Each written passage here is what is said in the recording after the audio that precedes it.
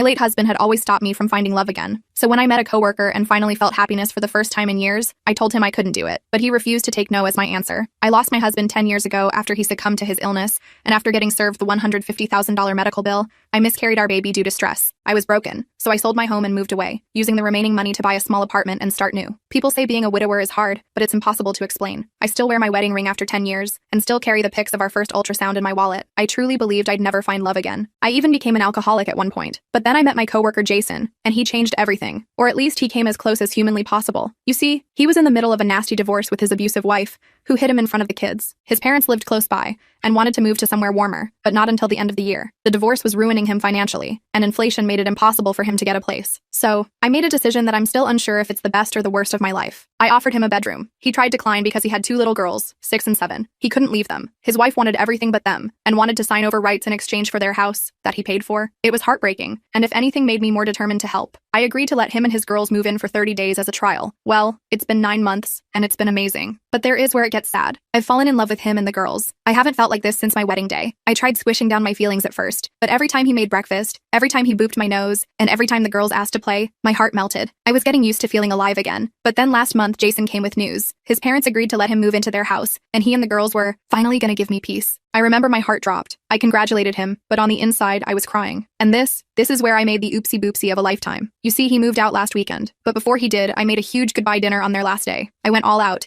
even making my late husband's favorite meal. I remember the girls ate dessert and got banana pudding on their nose, and I was overcome with emotion. This was the last day I would feel joy for likely the rest of my life. And then came time for them to go. The 3 of them climbed into his car to go to their new home, and through the window I hugged him. I held him for too long, and in that exact moment, I leaned in and went to kiss him on the cheek. He went to do the same, and we kissed on the lips. Neither of us pulled away until one of his girls made an "ee" screech. I went red and mumbled something before closing the door. I remember he came back in the middle of the night and knocked asking to talk, but I didn't open it. He kept calling me and texting me, but I didn't respond. I just cried, feeling like I had cheated on my husband. I remember one of the days I got drunk, and after some rambling to myself atop a hill, I concluded that when it comes to Jason, it was the life I should have had by now, with my husband here with me, the 2 kids we planned on having in a house with toys, laughter, cries, and spats. This should have been my life. But the man in my house was the wrong person. It wasn't my 6'2" green-eyed Prince Charming, and as much as I loved them, the girls weren't ours. I missed my husband, and I missed even more the life we were robbed of. I realized that nothing would compare to my husband, and I didn't want anything to compare it to. And so, I made the decision to rob myself of happiness. I looked through Jason's texts and started reading them for the first time. They went from him just asking me to talk, to him saying there was something we had and he didn't want to lose, to him apologizing, and finally to him asking if we could return to being friends and just forgetting everything. When I saw that last text, I put my adult pants on and called him. I told him everything. I told him that he was freshly divorced too, and I wasn't a rebound. That with my insecurities and comparisons to my husband, it wouldn't be fair to pursue anything with him, because